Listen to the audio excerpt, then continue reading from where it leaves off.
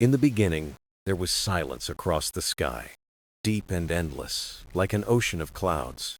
The stars flickered faintly, guardians of the night, while the winds whispered old forgotten tales. Mortals on the earth below gazed upward, wondering if the gods still walked among them at all. For in those ancient days, thunder was more than sound.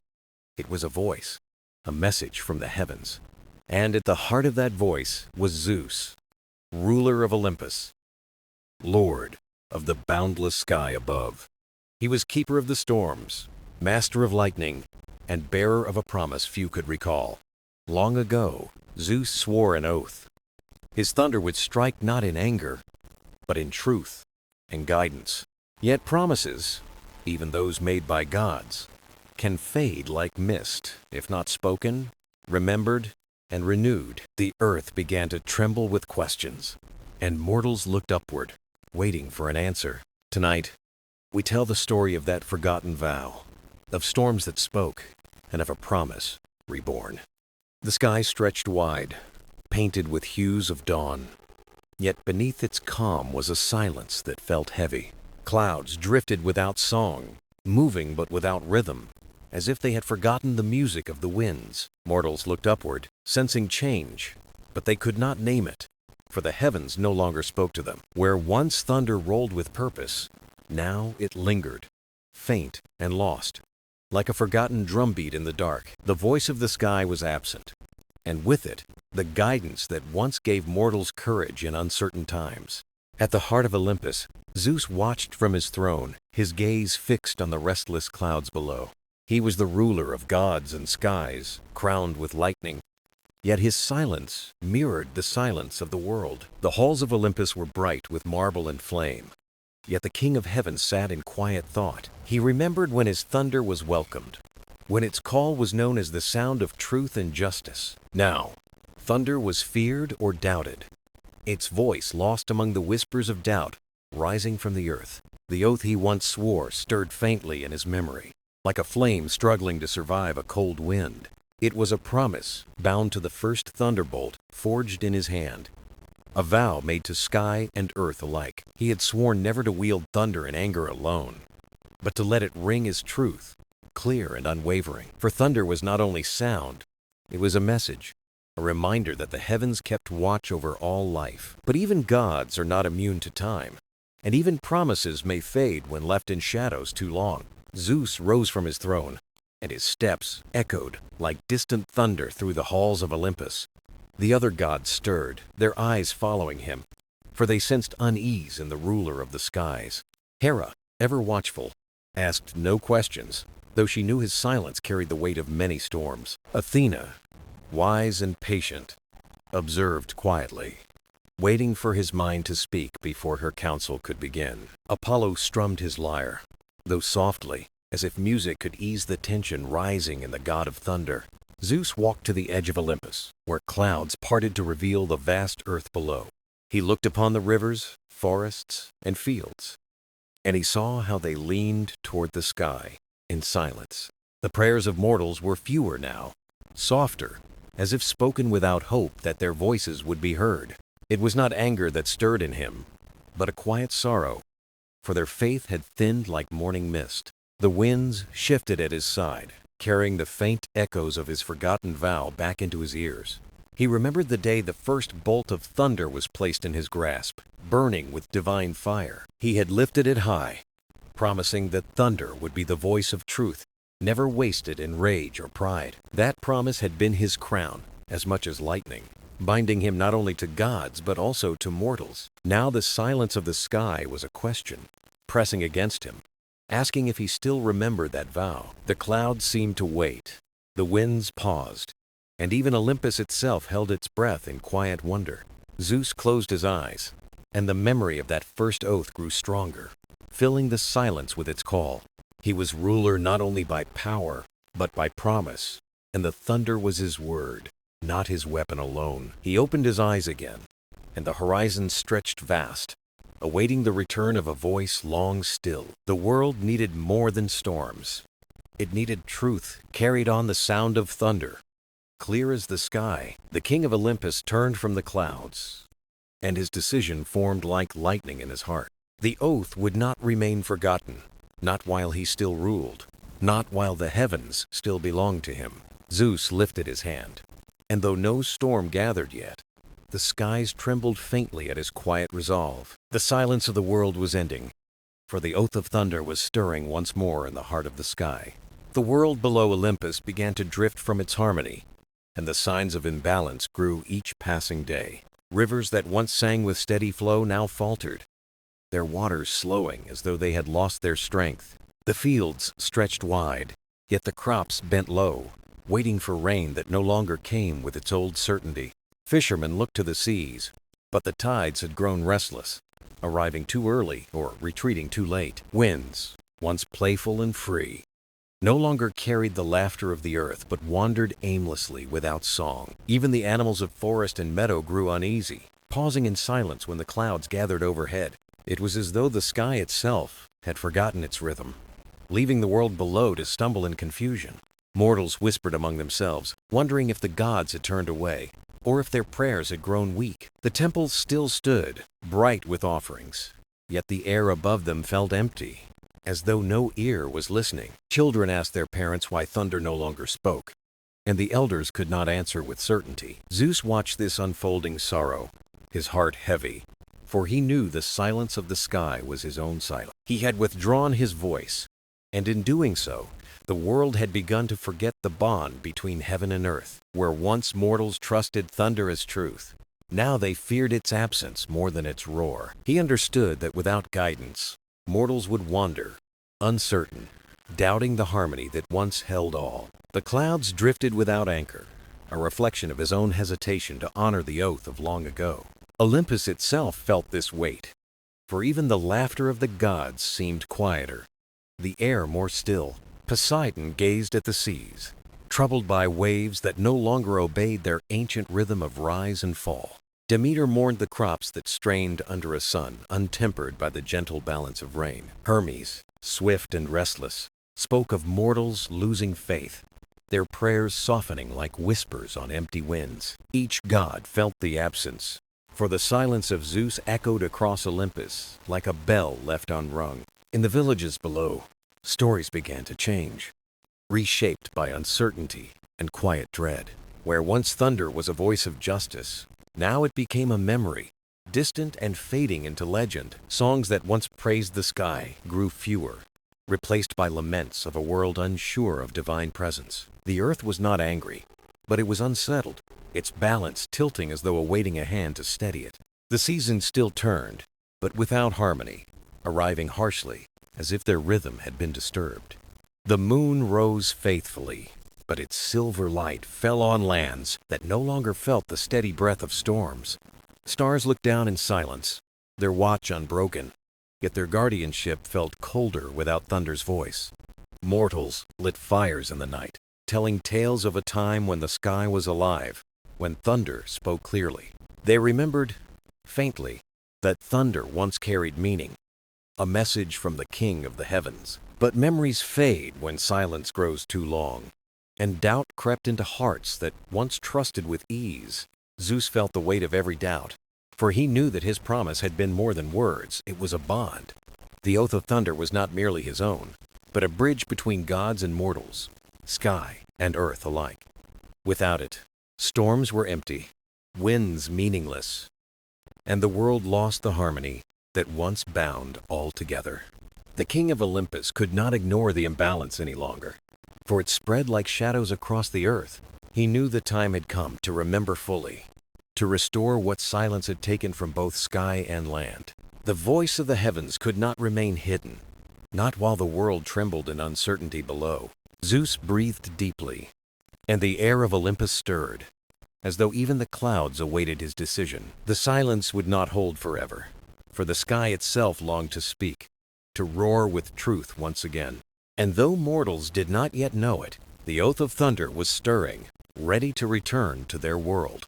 Balance would be sought, for the sky could not remain a silent witness while the earth called out for song. The halls of Olympus glimmered with light, yet beneath their brilliance was a hush that weighed on every heart. The gods gathered in solemn silence, each one aware that the world below had begun to lose its harmony. No feast was prepared, no song was sung, for the assembly was not for joy but for counsel in troubled times. Zeus sat at the center, his gaze fixed on the horizon, while the other deities looked to him in quiet expectation. Hera, queen of Olympus, stood by his side, her eyes sharp as she measured the unease in the room. Athena entered with grace, carrying wisdom like a flame, her voice steady though her heart knew concern. Apollo strummed his lyre once, a single note, then fell silent, for even music seemed uncertain in that air. Poseidon crossed his arms, waves of saltwater energy rising around him, restless as the seas he ruled. Demeter bowed her head, her thoughts with the harvests that thirsted for balance from the forgotten skies. Hermes leaned forward, quick of tongue, yet he did not speak, for the silence of the king held him still. The assembly was not a moment of conflict, but of waiting, for all knew that Zeus carried a burden. It was Hera who broke the silence first, her voice calm yet firm, a mirror of her strength as queen. "The world tilts, husband," she said, "and mortals look upward for answers that the sky does not give." Her words echoed across the chamber, not accusation, but truth, and even Zeus could not deny their weight. Athena followed, her voice measured, eyes filled with the clarity of wisdom drawn from both gods and mortals. "Father," she said, "your thunder once spoke as law and promise. Now it is absent, and the world feels lost." Apollo lifted his golden gaze, the light of prophecy flickering as he strummed a quiet chord of warning. "If the silence continues," he whispered, "doubt will become stronger than faith, and shadows will grow long." Poseidon shifted, his voice like the tide, deep and steady. "The seas wander without rhythm, brother. They wait." Demeter's voice trembled with sorrow. "The fields bow in silence. They wither not from anger, but from neglect." One by one, the gods spoke, not in anger, but with the weight of guardians watching their realms falter. Each word pressed upon Zeus like a storm within, for he knew the truth of their voices matched his own heart. He had held silence too long, and in doing so, had left both gods and mortals adrift in quiet uncertainty. Yet he did not answer at once, for the words of an oath once sworn are not light, and memory stirred slow. The council waited, every breath held, until the king of Olympus finally raised his eyes to meet their gaze. His voice, when it came, was steady, though wrapped in sorrow. "I hear you," Zeus said, "and I remember." Those words filled the hall with a tremor, like distant thunder rolling across the mountains of the sky. Athena's gaze softened, for she saw in him not only power, but the spark of the vow once spoken aloud. Hera placed her hand gently upon his arm, not as queen but as partner, reminding him he was not alone. Even Hermes leaned back, relief flickering across his face, for the silence of the king had finally broken. But Zeus was not yet ready to proclaim his oath restored, for the memory of it still lay clouded in his heart. He rose from his throne, his figure tall against the light, and the marble hall seemed to breathe with him. "I swore once," he said, "that thunder would never be a cry of anger alone, but the voice of truth itself." His words carried through the chamber, and the gods listened, each one recalling the weight of that oath. "I know," he continued, "that the silence has shaken faith, but an oath forgotten can be remembered again." A spark of lightning shimmered faintly at his fingertips, a sign that the heavens themselves had heard him. Apollo's lyre sounded once more, this time a note of hope, echoing like sunlight breaking through a storm. Poseidon bowed his head in agreement, waves calming as the sea recognized the will of its brother. Demeter lifted her face, her eyes bright with promise, for the land would yet hear the voice of the sky. And so, the gods remained gathered, waiting, as Zeus prepared to recall fully the oath of thunder. Long before Olympus shone in marble, Zeus had stood on the edge of creation with thunder in his hand.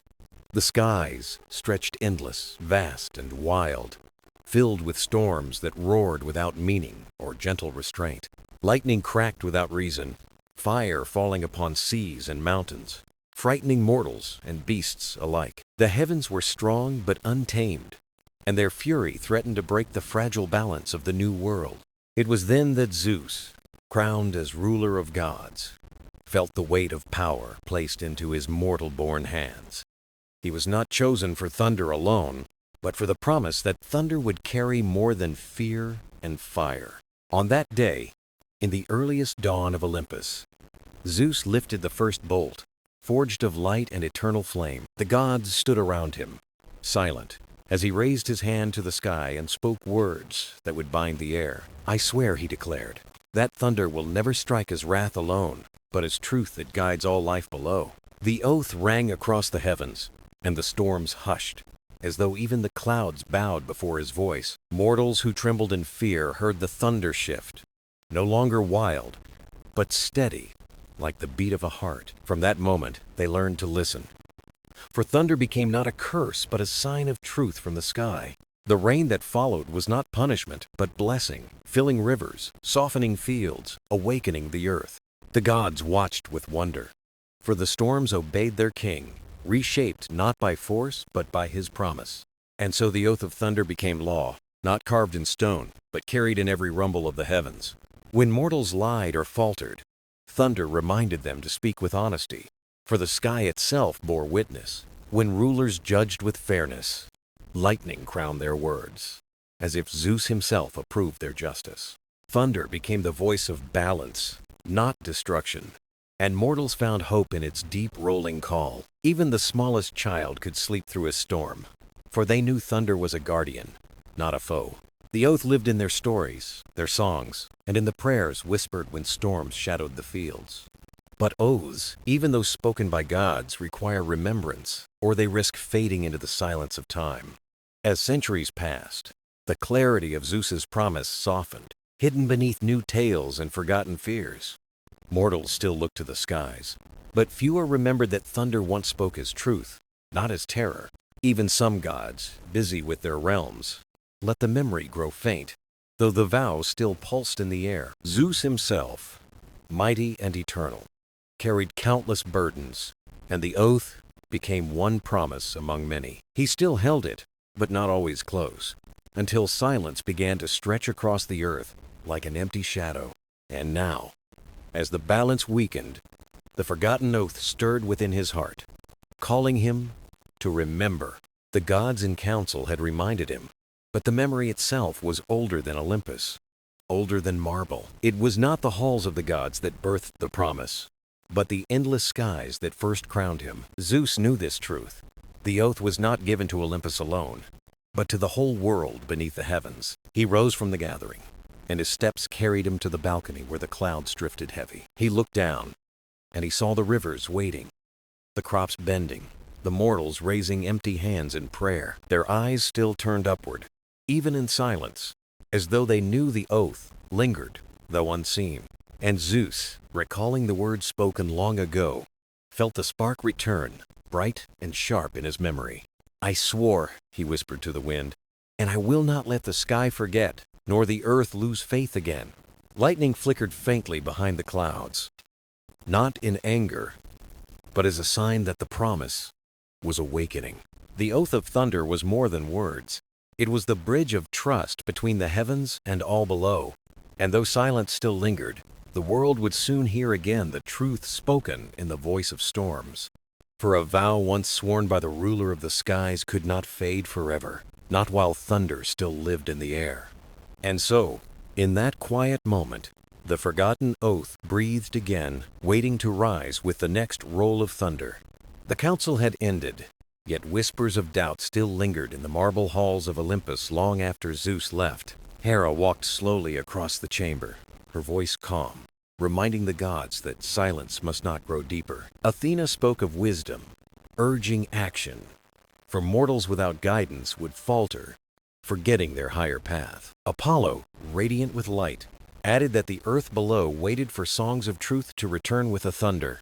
Even Poseidon, lord of the seas, agreed that balance was fragile, for waters rise when skies forget restraint. The gods, though diverse in power, knew the weight of the vow, for it was tied to the heart of creation.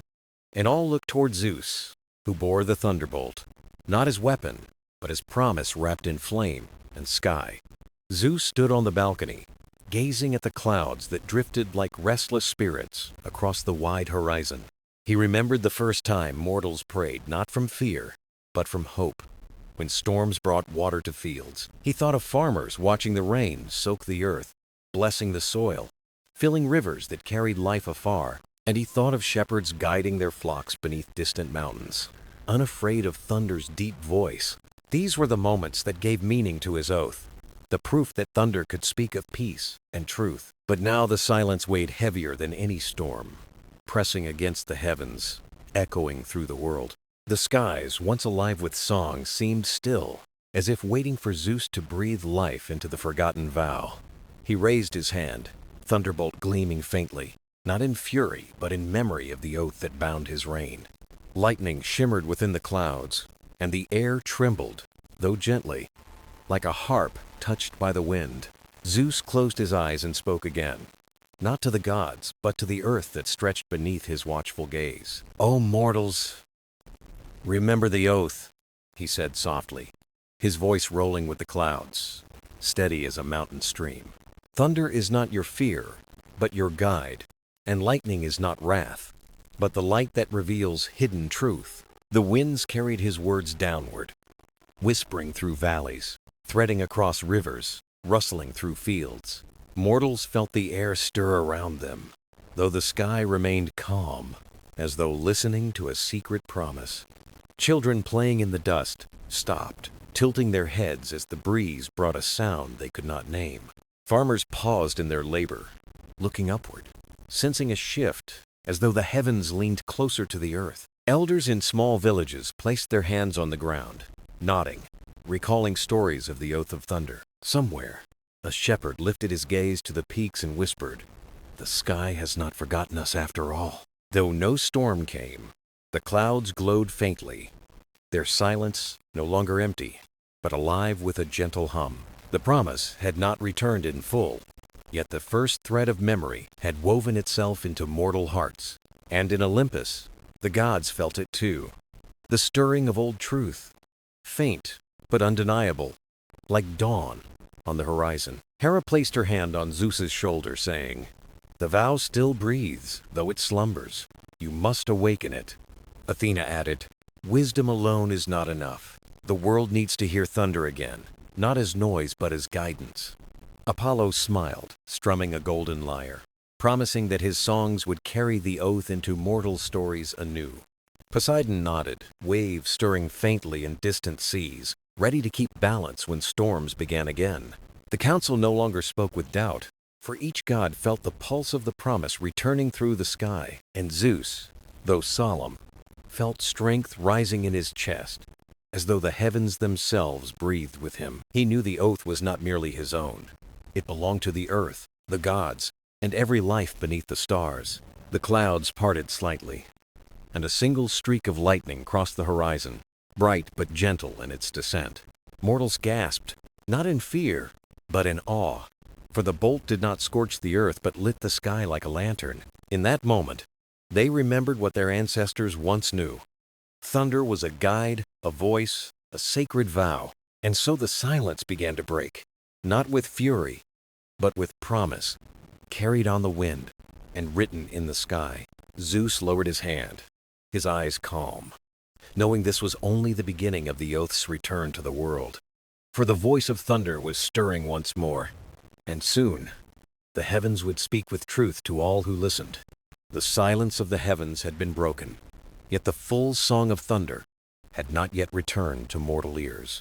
Zeus knew the oath was stirring, but oaths are like seeds. They need care, time, and faith to grow strong again. He walked along the marble paths of Olympus, his thoughts heavy, as the winds curled softly around his cloak. The thunderbolt in his hand shimmered faintly, not fierce, but alive, as though remembering the promise with him. Every step echoed across the halls, and each god who passed him lowered their gaze, sensing the weight he bore. For though Zeus was king, the oath was not his burden alone, but a bond that tied all heavens to the earth below. Athena joined him as he walked, her eyes calm, her wisdom sharp as ever, and she spoke of remembrance. "Father," she said, "words fade when not carried, Mortals need signs, stories, and guidance to recall the vow. Do not speak the oath only once. Speak it often through thunder and rain so its truth cannot be forgotten. Zeus listened, and her words stirred him. For wisdom had always been the root of oaths that endure the ages. Soon Apollo approached, his golden lyre shining, promising that he would weave the vow into radiant song. Mortals remember through music, he said. A story sung is a story eternal, living in voices across the world. Even Hermes, quick as the wind, pledged to carry whispers of the oath into markets, homes, and distant roads. The gods, one by one, offered themselves, not for war or power, but to keep alive the vow of their king. Zeus felt the strength of their unity, and the skies above Olympus brightened, the clouds glowing like dawn. He raised the thunderbolt, and a spark leapt into the air, arcing softly like a star crossing the evening sky. The gods stood together, not as rivals, but as guardians, bound by a promise as old as creation itself. In that moment, the halls of Olympus rang not with debate or argument, but with a harmony of purpose. And yet Zeus knew the oath must live not only among the gods, but also within the hearts of mortals below. For what is thunder, if no one listens? What is truth, if no one remembers? It must be carried by both. So Zeus descended, not in storm, but in silence, drifting across the skies as a shadow among the stars. He came not with fire, but with the quiet power of presence. Unseen, yet felt in every stirring breeze, he walked among mortals in disguise, as he often had in the earliest days, learning their thoughts and fears. In a small village, he heard farmers whisper of long droughts, wondering if the skies had turned away forever. He saw children play with sticks in the dust, laughing, though their mothers watched the empty clouds with worry. He listened to elders recount stories of storms past, their voices trembling, unsure if the tales were still true. And in each face, Zeus saw both faith and doubt, hope lingering, but fading like embers in the dark. He knew then that the oath must be more than thunder rolling through mountains. It must be alive in the hearts of those who hear it. It must speak in a way mortals cannot mistake, not as wrath, but as guidance they can carry into their lives. So, beneath the fading sun, he stood in the fields and lifted his hand, though no mortal knew who he was. A soft rumble rolled across the sky, gentle, steady, like a drum calling the world to remember its rhythm. The clouds, once silent, glowed faintly, casting light not of fear but of warmth across the waiting fields. Children pointed upward, smiling, while elders gasped, whispering prayers they had not spoken in years. The farmers paused, their eyes wide, as the ground beneath them trembled with the heartbeat of the sky. Zeus spoke not aloud, but his voice traveled with the thunder, steady and true, reaching every listening soul. Do not fear the silence, for silence is only a pause before the song. The oath has not faded. It lives still. Thunder will guide, lightning will reveal, and the heavens will keep their promise to earth forevermore. His words wove themselves into the clouds, settling into hearts as gently as rain falling upon thirsty soil. And when the sound faded, the people looked at one another, not in fear, but with hope burning bright again. For they knew the silence had broken, and the promise was not lost. It was rising anew, carried by thunder. Zeus looked upward, his eyes calm, knowing the first step had been taken. But many still lay ahead. The oath had stirred, the skies had answered, and mortals had begun to remember. But the vow was not fully awake yet. It would take storms, songs, wisdom, and time to return it to the strength it once held across the world. And Zeus, bearing thunder as truth, vowed within his heart that he would not let silence claim the heavens again. The days after Zeus's quiet visit to the mortal lands were filled with a stirring energy across the earth. Though no storms broke the skies, whispers moved like winds, carrying the memory of thunder's gentle call. In villages and cities, elders told children that the voice of the heavens had spoken once more to guide them. Farmers sowed their seeds with renewed hope, trusting that the skies would bless their labor with timely rain. Sailors lifted their eyes to the horizon, believing that the seas, guided by thunder, would lead them safely home. And shepherds sang softly to their flocks, songs once forgotten, praising the oath that bound heaven to earth. In Olympus, the gods gathered again, not with doubt but with anticipation of what was slowly unfolding below. Athena reminded them that wisdom must be carried like a lamp, guiding mortals to live truth beyond mere words. Apollo plucked his lyre, sending bright notes across the air, weaving the oath into melodies for mortals to sing. Hermes, quick and unseen, whispered stories of the vow into marketplaces, letting rumor carry truth in disguise. Poseidon, though stern, calmed the seas, promising balance so that thunder's return would not bring turmoil. Each god, in their own realm, worked quietly to keep the pulse of the oath alive until it fully awakened. Yet Zeus knew the path was long, for mortals are swift to forget when silence grows and faith falters in shadows. He walked once more among them, cloaked in mortal form, his presence unnoticed, yet his gaze sharp and kind. He listened to disputes in the village square, where men argued over land, wealth, and the weight of truth. There he heard false words spoken, promises made without honor, and he felt the oath stir deep within his chest. But he did not strike, nor did he summon storms, for the oath was not wrath, it was guidance, patient and clear. Instead, a soft thunder rolled in the distance, startling the men, making them pause to reflect on their words. The crowd grew quiet, as though reminded that the sky itself bore witness to every promise made upon the earth. Elsewhere, Zeus saw a child lost near the woods, frightened and alone, her small voice calling for her mother. He knelt beside her, cloaked as a kind traveler, and pointed toward the path where her village lanterns glowed. As she walked safely home, a single streak of lightning shone across the sky, gentle, guiding her steps forward. The villagers, seeing the flash, remembered the old tales that thunder and lightning were guardians of the lost. In their hearts, faith grew, not in fear, but in trust that the heavens still watched with care over their lives. Zeus smiled faintly, for in small acts of guidance, the oath found roots stronger than any storm could deliver. The gods observed quietly, each knowing that the oath's return was not in a single moment, but in many threads. Hera, ever watchful, urged patience, saying that promises endure only when nurtured with constancy, not haste. Demeter blessed the fields, letting the rains fall gently, proof that thunder's voice now carried blessings again. Even Artemis, distant and free, guided hunters with moonlight, her silence echoing the oath's quiet truth. The earth itself seemed to respond, as rivers ran clearer and winds moved softly, carrying whispers of the vow. The balance between heaven and earth was not restored fully, yet it no longer swayed so perilously in silence. Zeus returned to Olympus, his heart lighter, though his burden remained, for the oath demanded eternal care. He stood upon the high balcony, watching stars shimmer above clouds, each one a witness to his promise. The thunderbolt rested in his hand, no longer heavy, but alive with the memory of what it was meant to be. "Thunder is not mine alone," he murmured,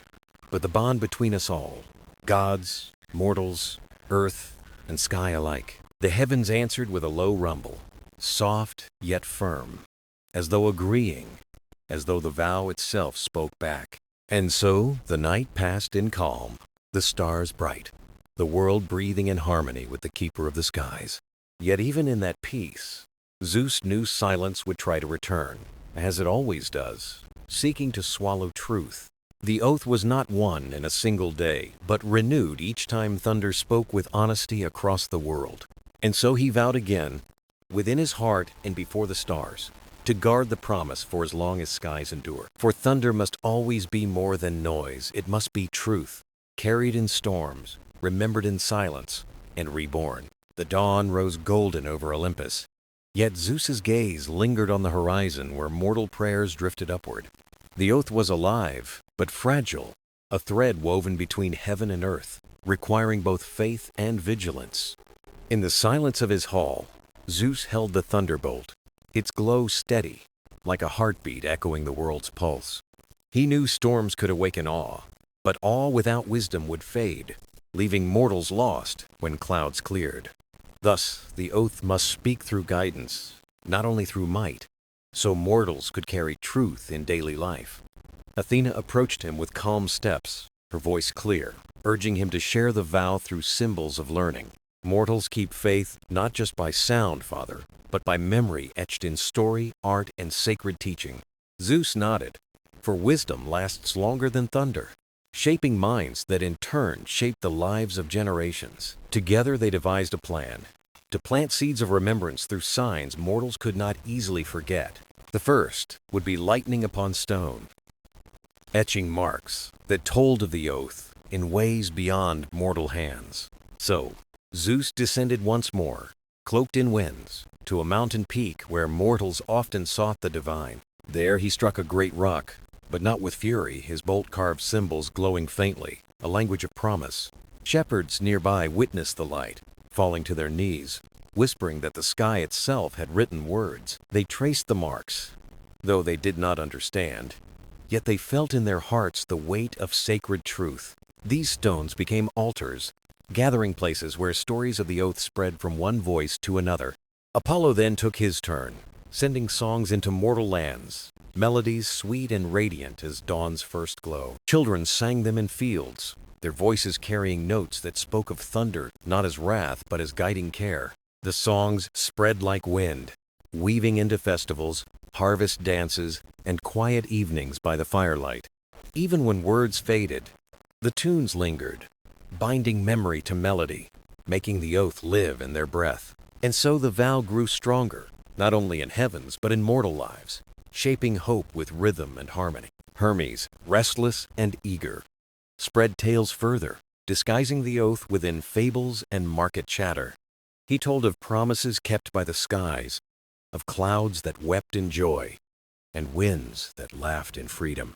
Mortals listened, sometimes with doubt, yet found themselves repeating the tales as though truth hid within them. In laughter, in trade, in the quiet corners of the road, the oath lived on, carried by words simple and free.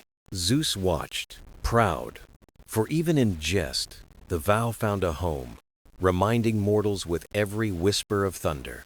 Yet not all hearts welcomed remembrance, for some feared thunder's return, thinking it a warning of judgment. In one city, leaders urged silence, teaching that storms were chaos, not guidance, and must be ignored. Zeus observed without anger, only sorrow, knowing that faith must bloom freely, not by force of command. He let silence linger there, trusting time, story, and song would break even the heaviest wall of doubt. For truth, once sown, always finds a way, even through stone, and silence cannot smother it forever. Demeter blessed the earth in turn, letting crops rise tall where mortals prayed beside the thunder-marked stones. They saw abundance as proof that the heavens remembered, that the oath was not an old tale but living still. Mothers sang to their children of storms that bring blessing, not fear, passing down faith like treasured heirloom. In each household the promise grew quietly, steady as the hearth fire, strong as the rhythm of the seasons. The oath was no longer just thunder in the sky, it was story, song, stone, and the breath of daily lives. As the sun set, Zeus stood upon Olympus, his heart steady, hearing prayers rising like countless sparks of light. The gods around him smiled, for each had played their part, weaving threads that bound heaven and earth again. The vow was awakening, not in a single strike, but in countless voices, steps, and hands across the world. Zeus lifted the thunderbolt, its glow bright, not fierce, and he whispered, "The oath lives where hearts remember." And as night spread its stars across the sky, the heavens answered with a soft rumble, like a lullaby of truth. The seasons turned, and the oath of thunder spread quietly, carried in song, story, and the rhythm of the skies. Mortals lived with renewed trust, watching clouds not with fear, but with reverence for the promise they carried. Yet even as faith grew, Zeus knew that oaths tested by time must also endure shadows, doubts, and silence again. For promises are strongest, not when easy, but when challenged, standing firm against the weight of forgetfulness. In a coastal city, traders argued fiercely, each swearing oaths that their goods were pure and their words true. But their promises faltered, and deceit crept in, staining trust as storms once again threatened the fragile vow. Zeus, watching unseen, felt sorrow but not wrath, for he knew thunder's oath must awaken hearts, not punish them. A gentle storm rolled across the sea, its lightning striking far away, reminding mortals that vows are sacred. Some heard, pausing to mend their words with honesty, while others ignored the signs, clinging still to falsehood. Athena counseled Zeus in Olympus, speaking calmly of patience. For wisdom grows where mistakes are mended. Mortals stumble, she said, but stumbling teaches, and oaths are remembered most when broken and renewed. Zeus listened, his heart steady, for he knew the oath was not only for strength but for growth in human lives. He decided not to strike swiftly, but to let time reveal truth. For storms that rush fade, but steady rains endure. Apollo's songs carried reminders, sung in temples, fields, and markets, telling of vows broken and healed again. Mortals wept at the melodies, for in their hearts they knew that the skies did not demand perfection, but sincerity. Hermes whispered parables of travelers who kept promises even in hardship, tales that stirred laughter and hope. Demeter's harvests reminded villages that promises kept bring abundance, while broken vows bring barren soil. The gods worked as one, weaving the oath into every part of mortal life, through sound, sight, and daily bread. Still, a distant land remained silent, cut off from stories, untouched by thunder's guiding voice. There, people lived under rulers who scorned the skies, teaching that storms were chance and oaths meaningless. Zeus descended, veiled as a wanderer, and walked among them, listening to their doubts and quiet despair. He saw children grow without song, elders without story, and fields that yielded little despite endless labor. The silence there was heavy, not just in the skies, but in hearts where no spark of faith or memory lingered. One evening, he gathered the villagers by the riverbank, speaking not as a king, but as a traveler with tales. He told them of thunder not as wrath, but as a voice that once promised balance between heaven and earth. At first, they laughed, dismissing his words, for silence had been their only truth for as long as they recalled. But as night deepened, a soft rumble rolled above, steady and calm, as though the heavens listened too. The children gasped, the elders looked upward, and whispers spread that perhaps silence was not the only song. Zeus did not reveal himself, but left behind a mark, a stone etched faintly by lightning, glowing with quiet promise. The people gathered around it, uncertain yet drawn to its warmth, feeling hope stir where none had lived before. And slowly, their voices changed, as they spoke not of silence, but of the sky's gentle reminder of unseen care. It was a small beginning, but even a single spark could kindle fire, and Zeus knew the oath had touched them. Back on Olympus, Hera reminded Zeus that even gods must renew faith, not only mortals. She spoke of loyalty, of constancy and companionship, and how vows between gods mirror the oath of thunder. The Council of Gods agreed to keep the promise alive among themselves, so mortals would see unity above. And so, heaven and earth echoed together, each vow renewed, each heart reminded, each silence broken by truth. Zeus stood at the edge of the skies, watching lightning arc across the horizon, not fierce but steady as breath.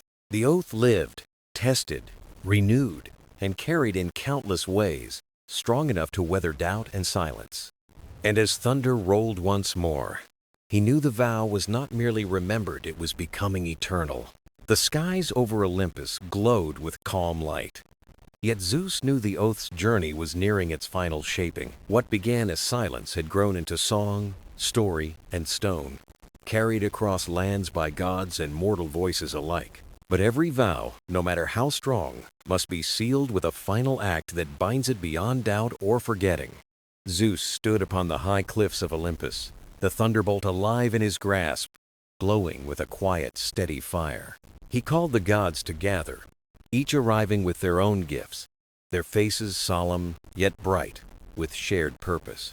Athena came first, her eyes filled with wisdom, carrying scrolls etched with symbols of guidance and remembrance. Apollo brought his lyre, its strings shimmering like sunlight, ready to weave melody into the breath of the world. Hermes carried tales collected from countless paths, each story a thread to be woven into the fabric of memory.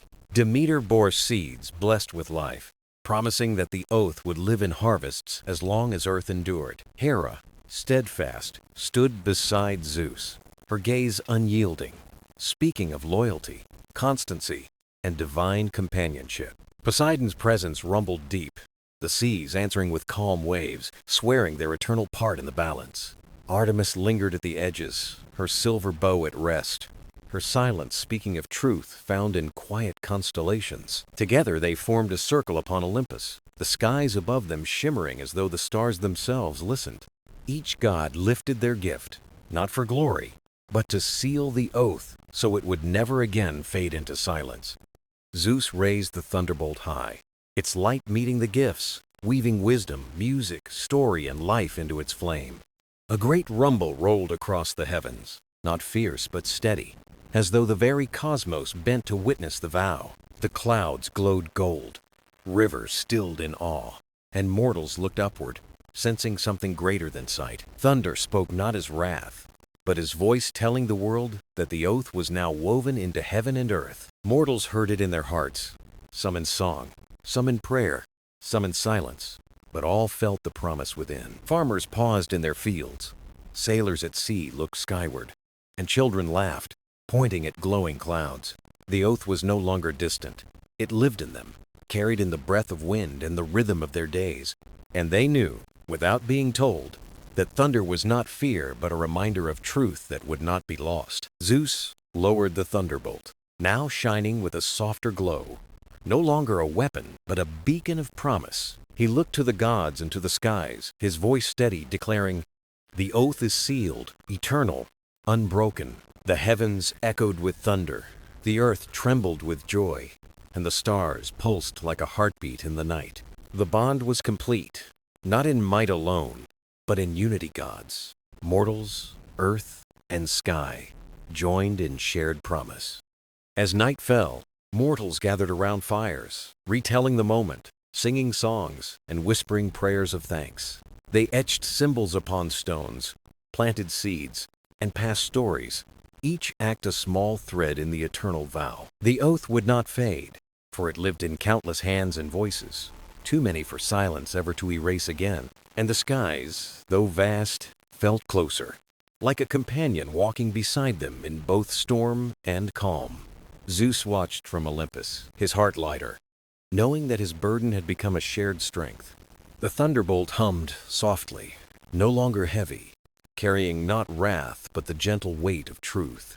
Thunder, he said, is the voice of promise, and promise is the root of harmony that binds all things. And the world answered with a soft rumble, as if agreeing, as if the vow itself now breathed with life eternal. Thus the tale of the oath of thunder was complete, not as an ending, but as a song without end. For every storm, every story, every whispered prayer would carry it forward, beyond silence, beyond time. And so thunder became not only the sound of the sky, but the voice of truth, eternal, guiding, and alive forever.